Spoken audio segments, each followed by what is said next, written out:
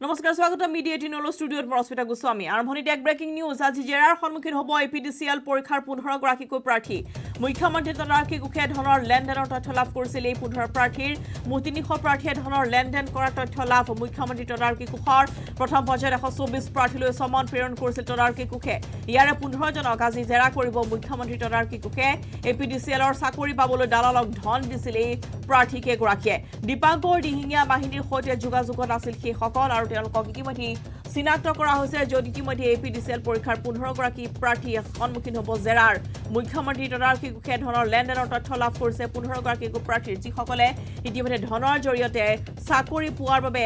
তেওঁলোকে এই টকা দিছিল 300 প্ৰাৰ্থী আছিল তাৰে ধনৰ লেনদেনৰ তথ্য ইতিমধ্যে মুখ্যমন্ত্ৰী তদাৰকী কুখে লাভ কৰিছে প্ৰথম পৰ্যায়ত 124 প্ৰাৰ্থীলৈ সমন প্ৰেৰণ কৰিছিল তদাৰকী কুখে ইয়াৰে 15 জনক আজি জেৰা কৰিব মুখ্যমন্ত্ৰী তদাৰকী কুখে এপিডিচিএলৰ চাকৰি পাবলৈ দালালক ধন দিছিল এই প্ৰাৰ্থীসকলে আৰু এই সকলৰ সৈতে যোগাযোগত আছিল দীপাংকৰ দিহিঙীয়া ইতিমধ্যে গ্ৰেপ্তাৰ কৰা হৈছে বহু কেইগৰাকী এপিডিচিএলৰ কৰ্মচাৰী সমান্তৰালভাৱে যিটো এজেন্সিক ইতিমধ্যে পৰীক্ষা পতাৰ দায়িত্ব অৰ্পণ কৰা হৈছিল তাৰো 3 গৰাকীকৈ ইতিমধ্যে সদস্যক গ্ৰেপ্তাৰ কৰিছে পূৰ্বতে আৰক্ষীৰ জেৰা অব্যাহত ৰখা হৈছে কিন্তু কোন আছিল এই প্ৰাৰ্থীসকল কাৰ জৰিয়তে কেনেদৰে আচলতে টকা পইচাৰ লেনদেনৰ তথ্য তেওঁলোকে লাভ কৰিছিল তাক লৈ এতিয়া প্ৰশ্ন উত্থাপন হৈছে আৰু কাক কাক নিযুক্তি দিয়া হৈছিল এই সকল প্ৰাৰ্থীক যোগাযোগ কৰিবলৈ বা তেওঁলোকে কিমান ধন দিছিল তাৰ সমগ্ৰ তথ্য আজি জেৰাৰ পিছতে পোহৰলৈ আহিব কিন্তু ইতিমধ্যে আমি জনাইছোঁ যে 300 প্ৰাৰ্থীৰ তথ্য ইতিমধ্যে লাভ কৰিছে মুখ্যমন্ত্ৰী তদাৰকী কুখে ইয়াৰে 15 জনক আজি সোধা পোছা কৰিব মুখ্যমন্ত্ৰী তদাৰকী কুখে ভাস্কৰ হাজৰিকা আছে পোনপটীয়া সম্প্ৰচাৰ ভাস্কৰ সমগ্ৰ তথ্য ইতিমধ্যে পোহৰলৈ আহিব নিশ্চয়কৈ জেৰাৰ পিছতে কিন্তু ইতিমধ্যে এপিডিচিএলৰ পৰীক্ষাৰ কেলেংকাৰীত জড়িত থকা 15 গৰাকীকৈ প্ৰাৰ্থী যিসকলে টকা দিছিল পৰীক্ষাত পাছ হ'বলৈ সেই সকলক কোনে যোগাযোগ কৰিছিল বা কেনেদৰে কিমান ধনৰ বিনিময়ত এওঁলোকে আচলতে এই দালালৰ সন্মুখীন হ'বলগীয়া হৈছিল সমগ্ৰ তথ্য নিশ্চয় আজি জেৰাৰ পিছত পোহৰলৈ অহাৰ সম্ভাৱনা ভাস্কৰ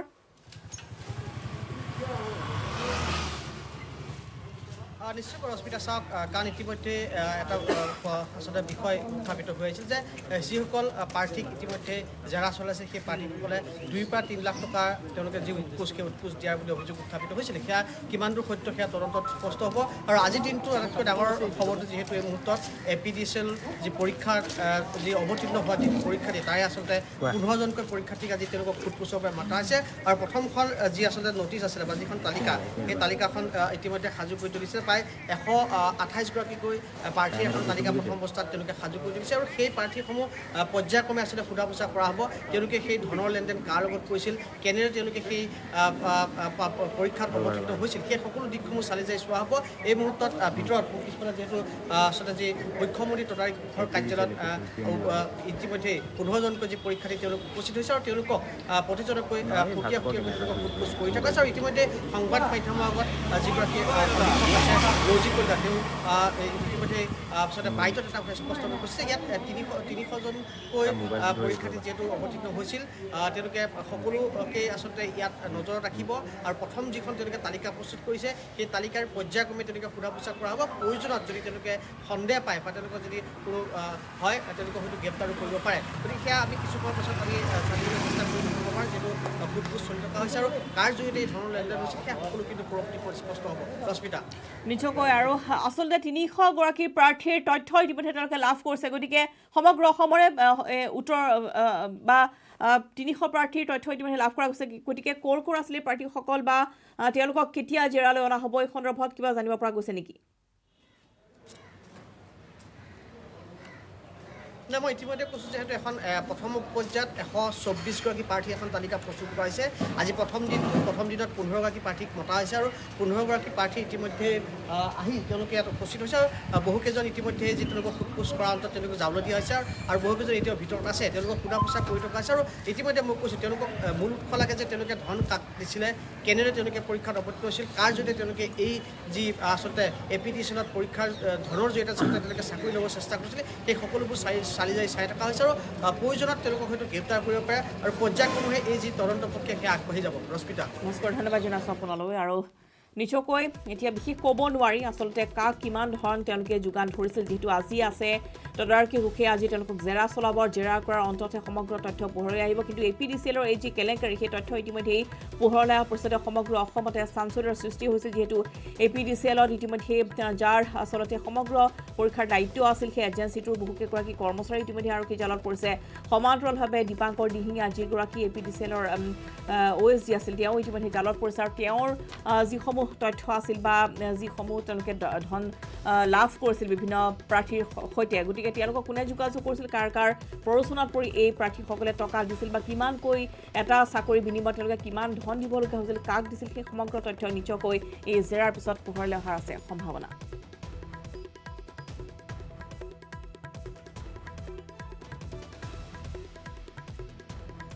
আৰু ইতিমধ্যে আমি জনাইছোঁ যে ধনৰ লেনদেনৰ তথ্য ইতিমধ্যে আৰক্ষীয়ে লাভ কৰিছে আৰু য'ত ইতিমধ্যে আমি জনাইছোঁ যে 300 গৰাকী প্ৰাৰ্থীৰ তথ্য বৰ্তমান পোহৰলৈ আছে অৰ্থাৎ তেওঁলোকে এখন তালিকা প্ৰস্তুত কৰিছে য'ত 300 গৰাকী প্ৰাৰ্থীৰ নাম বৰ্তমান উল্লেখ আছে যাৰ ভিতৰত ইতিমধ্যেই বহুকেইগৰাকীলৈ ইতিমধ্যেই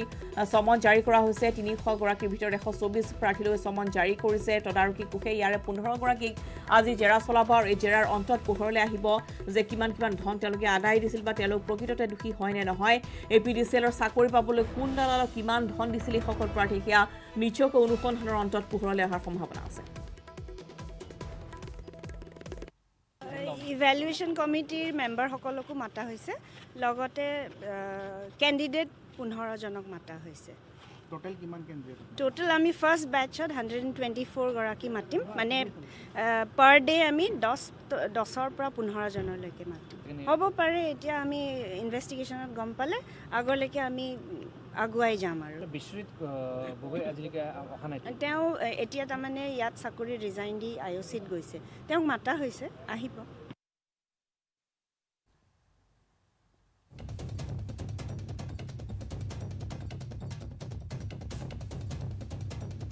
আৰু যেহেতু ইতিমধ্যে আমি জনাইছোঁ যে APDCLৰ যি এই কেলেংকাৰী সেই কেলেংকাৰীৰ তথ্য ইতিমধ্যে পোহৰলৈ আহিছে আৰু য'ত ইতিমধ্যে আমি জনাইছোঁ যে প্ৰথম পৰ্যায়ত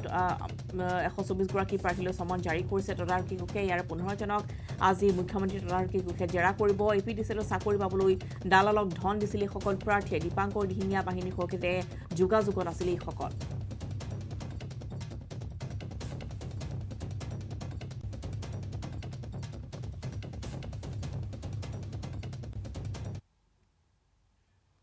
ফলে কংগ্ৰেছৰ পৰা নিলম্বন কৰা হৈছে শ্বেৰমান আলী আহমেদক কংগ্ৰেছে নিলম্বন কৰিছে বাগবৰ বিধায়কজনক শহীদক লৈ অপমানসূচক মন্তব্য কৰাৰ বাবে গ্ৰেপ্তাৰ হৈছিল শ্বেৰমান আলী আৰু শনিবাৰে আৰক্ষীয়ে গ্ৰেপ্তাৰ কৰিছিল শ্বেৰমান আলীক আৰু ইয়াৰ পিছতে আমি জনাইছোঁ যে তেওঁ কংগ্ৰেছৰ পৰা নিলম্বন কৰা হৈছে সমগ্ৰ অসমতে যেনেধৰণে আচলতে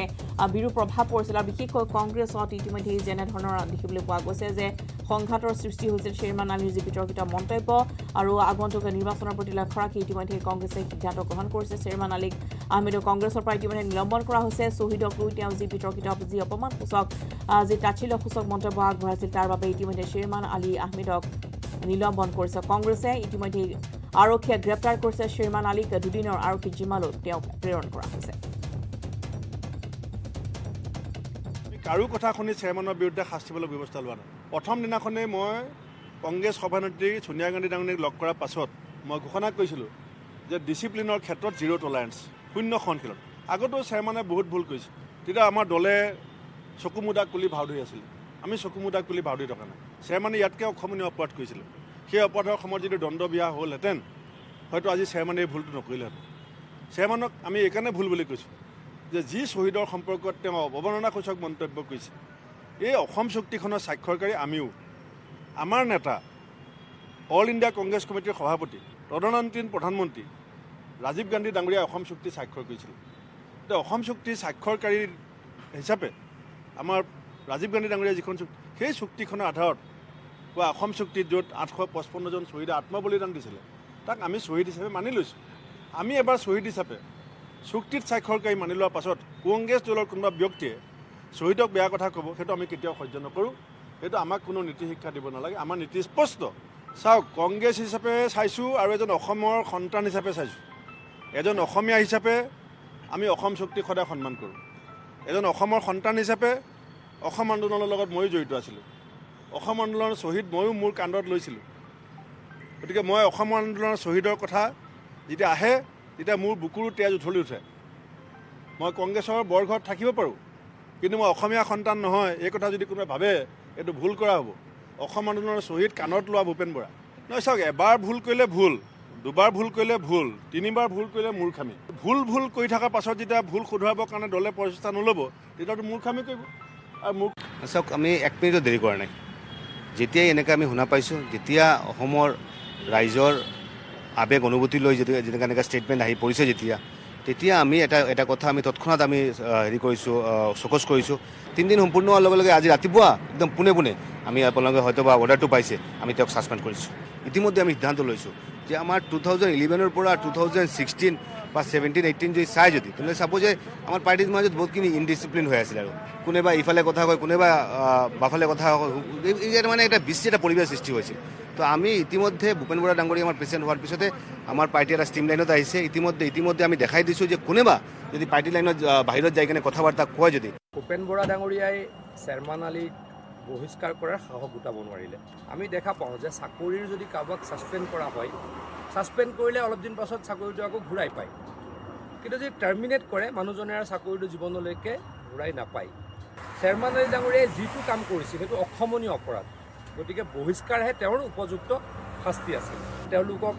ডেফিনেটলি ভাগবৰৰ ভোট লাগিব, জনিয়াৰ ভোট লাগিব, বাংলাদেশীয় মূলৰ মানুহখিনিৰ ভোট লাগিব। গতিকে বাংলাদেশীয় মূলৰ এজন নেতাৰ বিৰুদ্ধে বহিষ্কাৰৰ সিদ্ধান্ত ভূপেন বৰা ডাঙৰীয়াই ল'ব নোৱাৰিলে। কেইদিনমানৰ আগত ভূপেন বৰা ডাঙৰীয়াই শৰ্মা উপাধিৰ মানুহৰ বিৰুদ্ধে যেনেকৈ নিজৰ চোলা খুলিছিলে, নিজৰ চোলা খুলি উলংঘ হৈছিল, এই চেয়াৰমান আলীৰ বিৰুদ্ধে বা এই আলী বুলি ব্যক্তিগৰাকীৰ বিৰুদ্ধে এনেকৈ চোলা খোলাৰ সাহস দেখুৱাব নোৱাৰিলে। এয়া হৈছে কংগ্ৰেছ দলৰ অসমীয়াৰ প্ৰতি কৰা অসন্মান। চেয়াৰমান আলী ডাঙৰীয়াই যিগৰাকী ব্যক্তিয়ে অসমৰ শ্বহীদসকলক অতি বেয়া ভাষাৰে সমালোচনা কৰিবলৈ কুণ্ঠাবোধ নকৰে, বেয়া ভাষা কয়, ডকাইত বুলি কয়, তাৰ বিৰুদ্ধেও সেইগৰাকীৰ বিৰুদ্ধেও ভূপেন বৰা ডাঙৰীয়াই কঠোৰ শাস্তি বিহিবলৈকে সাহস গোটাব নোৱাৰিলে। মই গৰিহণা দিছোঁ। খবৰ বিধি যে মিডিয়া দিনত সময় হৈছে এটি বিৰতিৰ। উদিছো বাতৰিৰ মাজলৈ আৰু আন এক গুৰুত্বপূৰ্ণ খবৰ। হাজোৱাৰ গোৱালপাৰাৰ 7জনকৈ ভুৱা টেট শিক্ষকক কৰা হৈছে গ্ৰেপ্তাৰ। ভুৱা মাৰ্কশ্বিট চাৰ্টিফিকেটেৰে টেটত নিযুক্তি লাভ কৰিছিল এই 4জনে। গ্ৰেপ্তাৰ কৰা হৈছে হাজোৰ বাঙালপাৰাৰ আজিজুৰ ৰহমান, মনোৱাৰ হুছেইন আৰু আন্ধুপাৰাৰ মনোৱাৰ খান, চহিবুৰ ৰহমান। এই 4জনে টেট শিক্ষক হিচাপে চিৰাং আৰু বাক্সা জিলাত এমাহ পূৰ্বে নিযুক্তি লাভ কৰিছিল। গোৱালপাৰাৰ মাটিয়াৰ 3জনেও ভুৱা চাৰ্টিফিকেট দি চাকৰি কৰি আছিল। নিশা আৰক্ষীয়ে অভিযান চলাই গ্ৰেপ্তাৰ কৰিছে ভুৱা টেট শিক্ষকক।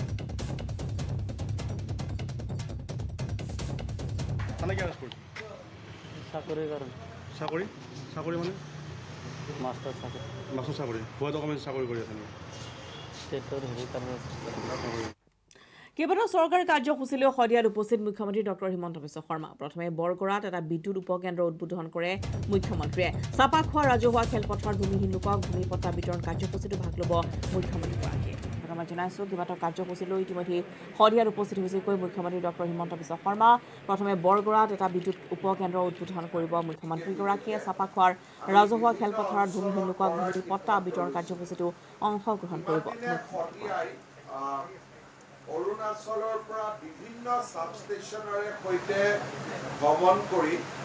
এই 132 কেভিটো স্থাপন হোৱাৰ লগে লগে ইয়াত আমি প্ৰয়োজন হ'লে ইণ্ডাষ্ট্ৰিয়েল পাৰ্কৰ পৰা আৰম্ভ কৰি ডাঙৰ উদ্যোগলৈকে গোটেইখিনি কৰিব পৰা হ'ম। আমিনগাঁৱৰ দৰে জাগাত য'ত অসমৰ আটাইতকৈ বেছি ইণ্ডাষ্ট্ৰি আছে তাতো 132 কেভি আছে, অৰ্থাৎ তেনেকে ধৰণৰ ইণ্ডাষ্ট্ৰি কৰিব পৰা। এই সন্দৰ্ভত তিনিচুকীয়াৰ পৰা উপাসনা গোস্বামীৰ এক ৰিপৰ্ট। এই মুহূৰ্তত মই উপস্থিত আছোঁ শদিয়াৰ বৰগড়াত আৰু ইতিমধ্যে অসমৰ মাননীয় মুখ্যমন্ত্ৰী ডক্টৰ হিমন্ত বিশ্ব শৰ্মাই কেইবাটাও কাৰ্যসূচীৰে ইতিমধ্যে শদিয়াত আহি উপস্থিত হৈছে আৰু শদিয়াৰ বৰগড়াত বিশেষকৈ তেওঁ এতিয়া বৰ্তমান উপস্থিত আছে। আৰু শদিয়াৰ বাকী ৰাইজৰ কাৰণে এটা ভাল খবৰ, কিয়নো আজিৰ দিনটোতে অসমৰ মাননীয় মুখ্যমন্ত্ৰী হিমন্ত বিশ্ব শৰ্মাই বৰ্তমান বৰগড়াত তেওঁ AIGCLৰ এটা বিদ্যুৎ উপকেন্দ্ৰ বৰ্তমান উদ্বোধন কৰিবলৈ ইয়াত আছে। আৰু তাৰ পিছতে তেওঁ যাব যি ভূমিপট্টা বিতৰণ কাৰ্যসূচী এটা ৰখা হৈছে, তাৰপিছত তেওঁ সেইটো তেওঁলোকে ভূমিপট্টা বিতৰণ কৰিব তাৰপিছত কেইবাটাও কাৰ্যসূচী আছে আৰু এই মুহূৰ্তত মোক সতীৰ্থ দেখাই যে ইয়াৰ পৰিৱেশ বৰ্তমান যিহেতু মই বৰ্তমান যিটো শদিয়াত বৰগড়ত বৰ্তমান উপস্থিত আছোঁ আৰু এই মুহূৰ্তত দেখা হৈছে এতিয়া সকলোৱে বৰ্তমান মুখ্যমন্ত্ৰীগৰাকীক আদৰণি জনাইছে আৰু আদৰণি জনাৰ পিছত এনেদৰে আজি দেখা গৈছে যে শদিয়াবাসী ৰাইজৰ কাৰণে বহুত দিনৰ পিছত এটা ভাল খবৰ কিয়নো ইমান দিনে যিহেতু ইয়াত ক'ব লাগিব বিদ্যুৎ যিটো ব্যৱস্থা নাছিলে আৰু বহুদিন ধৰি শদিয়াবাসী ৰাইজক ভুগিব লগা হৈছিলে কিন্তু এই মুহূৰ্তত দেখা গৈছে তেওঁলোকৰ বাবে সুখবৰ কিয়নো আজি নিজে আজি চিফ মিনিষ্টাৰগৰাকী আহিছে আৰু তেখেতে আজি মুখ্যমন্ত্ৰীগৰাকীয়ে আজি উদ্বোধন কৰিব বৰ্তমান এই মুহূৰ্তত যিটো বৰগড়তে উপস্থিত আছে আৰু বিদ্যুৎ উপকেন্দ্ৰ আজি বৰ্তমান তেওঁ উদ্বোধন কৰিব এই মুহূৰ্ত আৰু কিছু সংখ্যক লোকৰ লগত কথা পাতিবলৈ যত্ন কৰিম যিহেতু তেওঁলোকে ইতিমধ্যে সকলোৱে উৎসাহী যিটো শদিয়াবাসীৰ বাবে আজি এটা ভাল খবৰ দাদা কি ক'ব এই মুহূৰ্তত AGCL যিটো আজি উদ্বোধন কৰিলে শদিয়াবাসী মানে আজি বহুত সুখী আৰু এইটো আগতে আমি শদিয়াত কৈছিলে কাৰেণ্ট আহেহে নাযায় এতিয়া কাৰেণ্ট সদায় আহি থাকিব এতিয়া বৰ ধুনীয়া হৈছে ভাল হৈছে এটা কি ক'ব আপোনাৰ কেনেকুৱা লাগিছে যিটো বহুতো সমস্যা এতিয়া শদিয়াত সমাধান হৈছে কি ক'ব নিশ্চিতভাৱে শদিয়াবাসীৰ কাৰণে এটা খুব ভাল কথা যে এতিয়া কাৰেণ্টৰ প্ৰব্লেমটো নিশ্চিতভাৱে নহ'ব আজি মুখ্যমন্ত্ৰী ডাঙৰীয়া ইয়াতে এটা গ্ৰীডৰ মানে ছাব ষ্টেচন ইতিমধ্যে আজি মুকলি কৰিছে আৰু তাৰ উপৰিও আজি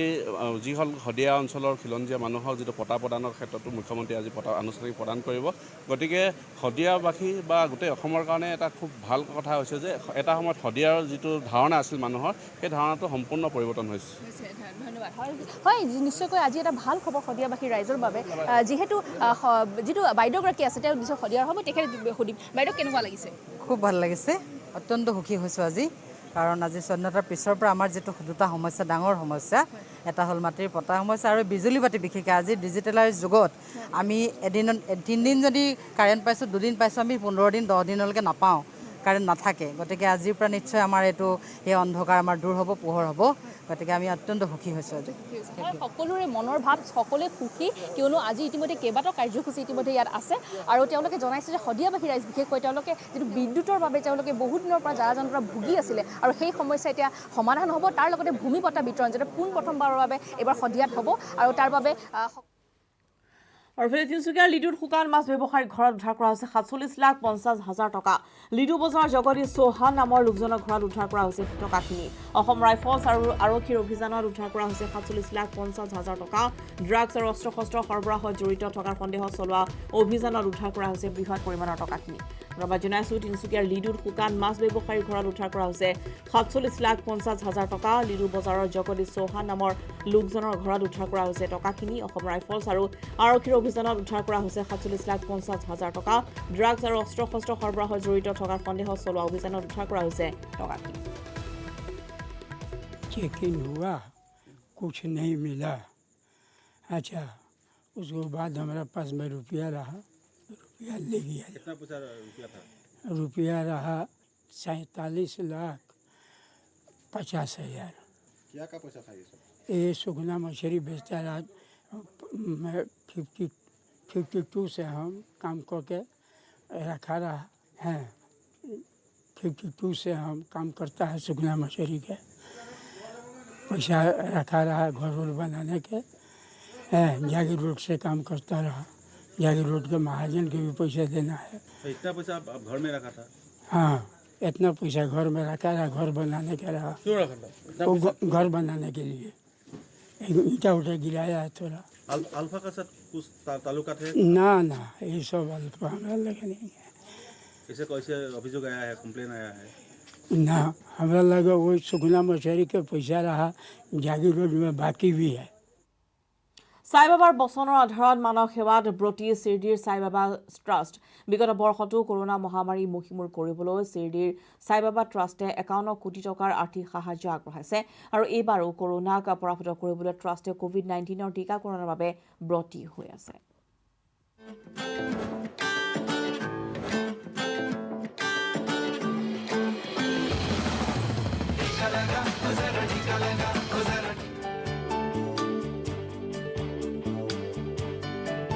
করোনা মহামারীর সংহারের বাবে সম্প্রতি বন্ধ রখা হয়েছে শিরডির সাই বাবা মন্দির কিন্তু শিরডির সাই বাবা ট্রাস্টে মহামারীর পৰা মানুহক ৰক্ষা কৰিবলৈ বিশেষ ভূমিকা পালন কৰি আহিছে। সাই বাবা ট্ৰাষ্টে কৰোনা মহামাৰীৰ পৰা ৰক্ষা পাবলৈ কেৱল মাত্ৰ নিজৰ কৰ্মচাৰীসকলকে টীকাকৰণ কৰোৱাই নহয়, আনকি সৰ্বসাধাৰণ লোকৰো টীকাকৰণৰ ক্ষেত্ৰত বিশেষ পদক্ষেপ গ্ৰহণ কৰিছে। ট্ৰাষ্টৰ প্ৰচেষ্টা যে অহা 7 অক্টোবৰত ভক্তৰ বাবে মন্দিৰৰ দুৱাৰ খোলাৰ পূৰ্বেই বহু সংখ্যক কৰ্মচাৰীৰ টীকাকৰণ সম্পন্ন কৰা। राष्ट्रीय आपदा आती है तो साई बाबा ट्रस्ट अपनी तरह से लोगों की सहायता के लिए सामने आता है। उसमें जैसे राष्ट्रीय लसीकरण यानी वैक्सीनेशन के लिए भी ट्रस्ट ने अपनी भूमिका निभाई है। এয়াই প্ৰথম নহয়, শিৰডীৰ সাই বাবা ট্ৰাষ্টে ভক্তসকলৰ বাবে ইয়াৰ পূৰ্বে গ্ৰহণ কৰিছে বিশেষ পদক্ষেপ। প্ৰয়োজনীয় সময়ত সাই বাবা ট্ৰাষ্টে সদায় জনসেৱাৰ বাবে তৎপৰ হৈ আহিছে। 2020 চনতো শিৰডীৰ সাই বাবা ট্ৰাষ্টে মুখ্যমন্ত্ৰীৰ সাহায্য পুঁজিলৈ 51 কোটি টকাৰ আৰ্থিক সাহায্য আগবঢ়াইছিল। আৰু সম্প্ৰতি যি সময়ত কৰোনা মহামাৰীৰ তৃতীয় সংহাৰৰ সংশয় দেশৰ সন্মুখত আছে, সেইবাবেই সাই বাবা ট্ৰাষ্টে মানুহৰ টীকাকৰণৰ বাবে সহায় সহযোগিতা আগবঢ়াই আহিছে। साई बाबा ट्रस्ट ने 14,000 से भी ज़्यादा लोगों का वैक्सीनेशन किया है और उसमें से लगभग हमारे अधिकारी कर्मचारियों की संख्या 35% से भी ज़्यादा या 35% है। সাই বাবা ট্ৰাষ্টৰ এই পৰম্পৰা দেশৰ অন্যান্য সংস্থাসমূহেও অনুকৰণ কৰক আৰু দেশৰ এই বিপদৰ সময়ত মানুহক সহায় সহযোগ কৰক। কৰোনাৰ বিৰুদ্ধে যুঁজখনত নিজৰ দায়িত্ব পালন কৰিব। শিৰডীৰ পৰা সুনীল দেৱংগে, নিউজ 18 নেটৱৰ্ক।